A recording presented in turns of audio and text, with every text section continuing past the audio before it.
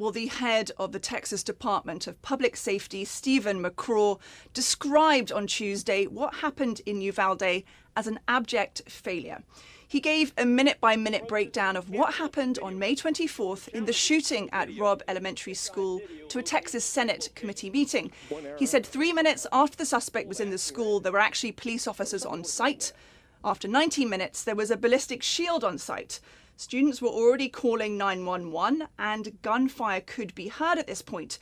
But he put the blame for the inaction on the school district's police chief, Pete Arredondo, who he said waited for more than an hour for a radio, for rifles, for shields, a SWAT group, and finally for an unnecessary key for the classroom, which was unlocked anyway. Let's have a listen to more of what he had to say.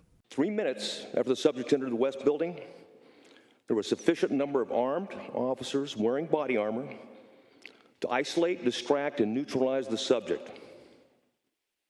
The only thing stopping a hallway of dedicated officers from entering room 111 and 112 was the on-scene commander, who decided to place the lives of officers before the lives of children. Another reason, which is so striking of the police in action, McCraw said, is that police training since one of the other most deadly school shootings, that's the Columbine massacre in 1999, is to actually pursue the attacker and stop the attacker, which clearly didn't happen in this case.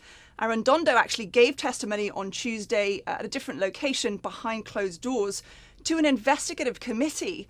That committee, those officials in Uvalde, are due to give a report about the law enforcement response by mid-July.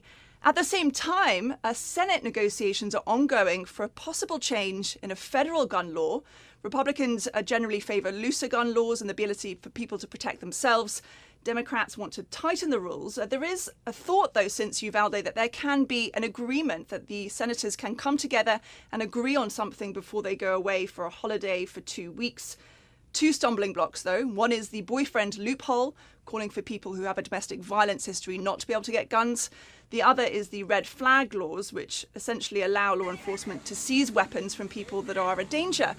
But what we've heard, of course, in Texas on Tuesday is that the police had the opposite response of what the law enforcement is supposed to in this kind of major crisis. So for the families who've lost loved ones, they've actually been failed again, this time by law enforcement, who were the ones who were supposed to protect them. Caroline Malone, CGTN, Washington.